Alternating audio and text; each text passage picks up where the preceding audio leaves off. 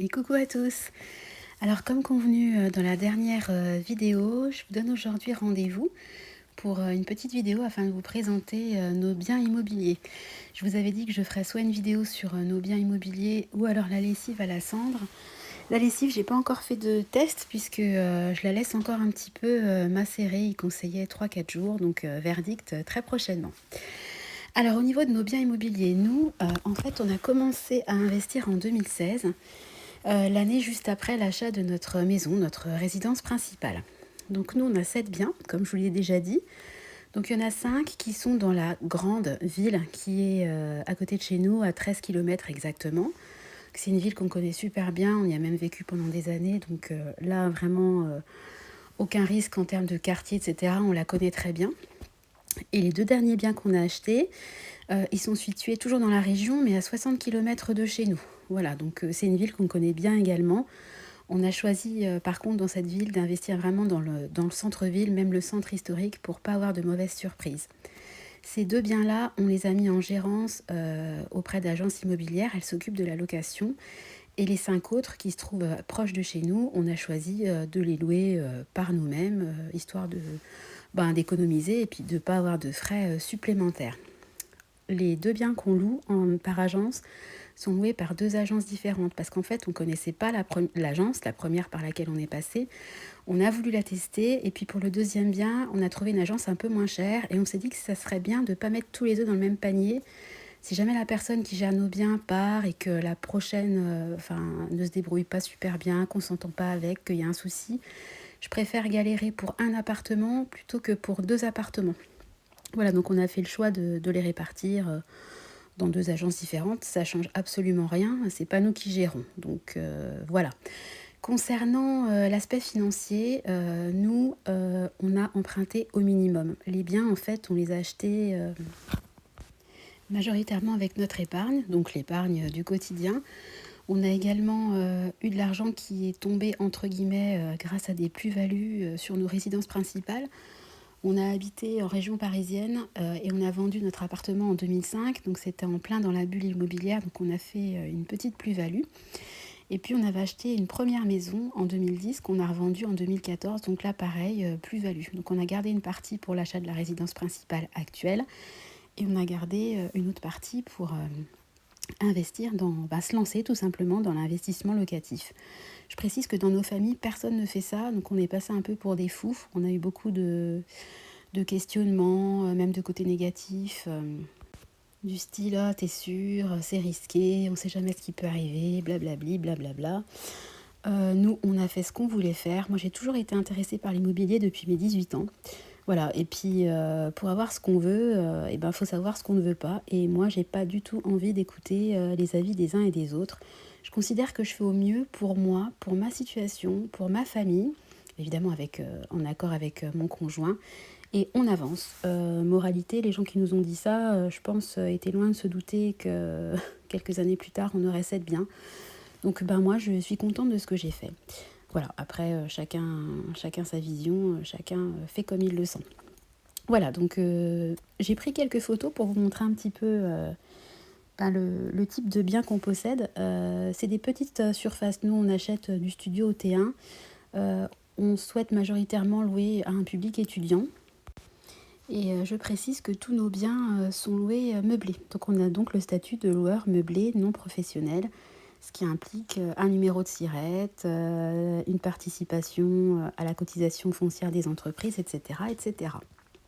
Mais ça, je vous en parlerai à la fin de la vidéo. Alors c'est parti. Donc le premier achat, en fait, on y allait fort. On a acheté un lot de 3 petits studios dans un immeuble, une petite copro, donc faible charge. Les 3 studios sont tous situés sur le même palier. Quand on a acheté ce bien, on était complètement novice, mais moi j'ai vu l'annonce, j'ai foncé. Sur les 3 biens, il y en a 2 qui étaient déjà loués. Donc on a tout simplement informé les locataires du changement de propriétaire. On n'a pas eu de soucis. On en avait parlé avec la propriétaire et puis on avait regardé un petit peu l'état des paiements. Tout s'est bien passé. On n'a pas eu plus de problèmes avec des locataires déjà en place que des nouveaux qu'on a trouvés. Voilà, donc je vous montre un petit peu l'état de la façade. Donc jolie façade.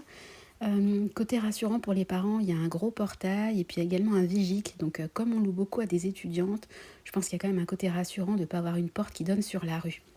Voilà, donc ils sont tous un petit peu faits de la même façon. Une espèce de pièce de vie, hein, avec une kitchenette, un coin couchage. Il y a également dans chaque studio, bien sûr, WC et enfin salle de bain. Pour ces petites surfaces-là, des fois, il faut se méfier parce que ça peut être sur le palier, hein. Voilà, donc là, je vous montre une photo de l'escalier des communs. Franchement, ils sont super propres. Là, je vous mets une autre vue de l'appartement avec des grandes fenêtres assez lumineuses. Donc ça, c'est vraiment un atout quand vous voulez louer, d'avoir de la luminosité dans les appartements. Je précise aussi qu'ils sont au dernier étage, donc pas de bruit. L'achat d'après, c'était un terrain de 33 mètres carrés au deuxième étage, qui est hyper bien situé puisqu'il est super proche de la gare et du tram, mais il donne sur cour, donc il n'y a aucune nuisance, il n'y a pas de bruit. Ça, c'est pareil, luminosité et bruit, c'est combo gagnant, hein. Je vous mets une photo de la salle de bain qu'on a refaite il y a quelques mois, c'était en travaux. Il a un petit cachet, il a une alcôve pour le coin couchage, il a également une petite alcôve d'une ancienne cheminée, je ne l'ai pas mise en photo mais c'est sympa. Grande fenêtre, il se loue très bien. Troisième achat, là c'est un T1 de 25 mètres carrés. Rez-de-chaussée, vous me direz, oh, pas top. Sauf que celui-là, même combat, il est dans une cour qui est fermée. Donc niveau sécurité, il n'y a rien à redire. Et dans le même quartier que le précédent, très proche de la gare et du tram. Donc on le loue très facilement. Voilà, donc petite photo de l'intérieur, toujours des grandes fenêtres. Je me rends compte que tous nos appartements ont de grandes fenêtres. Mais c'est des copros anciennes, donc il y a souvent des grandes fenêtres. Voilà. Le sol est d'origine, on a meublé, on essaie de mettre de la literie plutôt qualitative quand même. Voilà, petite kitchenette, on ne l'a pas changé, ça se loue très bien en laissant ce type de kitchenette, donc il y a déjà assez de travaux à faire, donc pas la peine de surinvestir.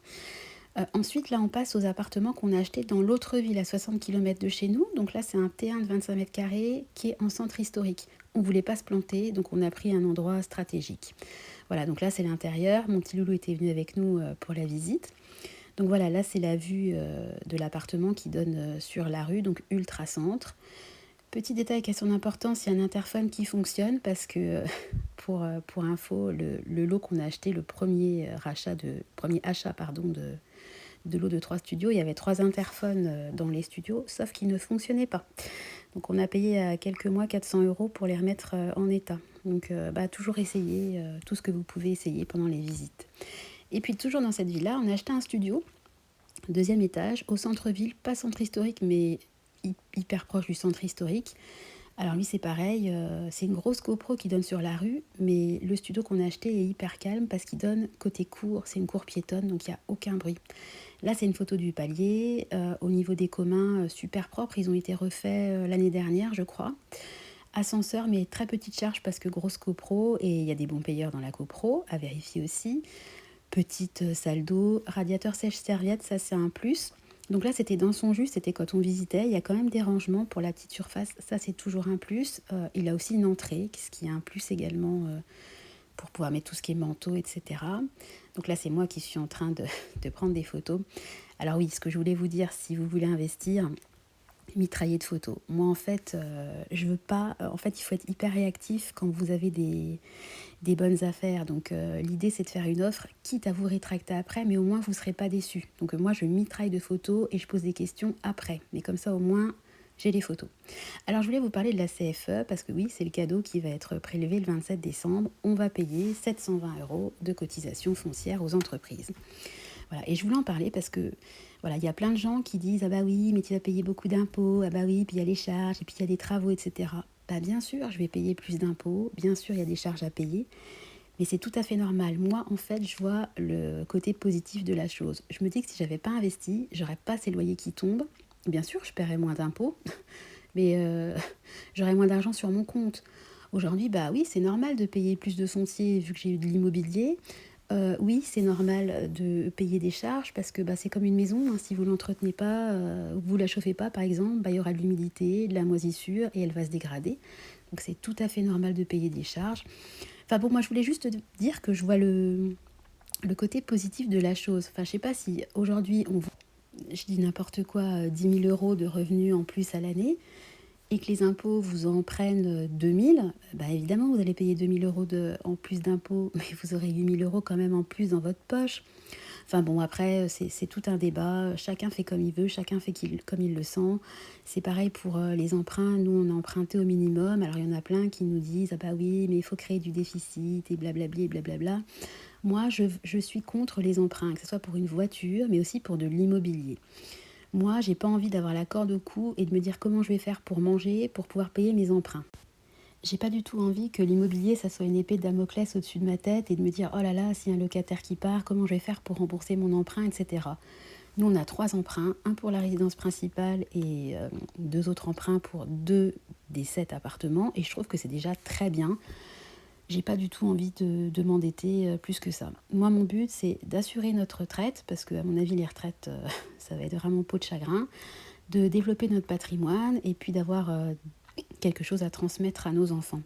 Voilà, donc on loue un meublé, on se prend pas la tête, on le fait au forfait, pas au réel. Pareil, beaucoup de commentaires des gens: tu devrais faire ci, tu devrais faire ça.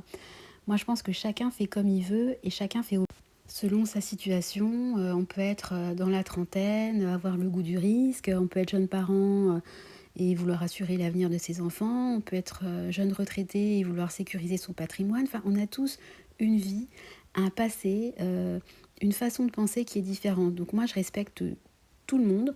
Je demande juste que voilà, on soit pas trop donneur de leçons sur ma façon de faire. Moi, c'est la mienne, elle nous convient tout à fait. Voilà, je voulais juste vous présenter nos biens immobiliers afin que vous en sachiez un petit peu plus sur moi, sur nous, et puis bah voilà, que ça soit un petit peu plus concret en vidéo avec des photos.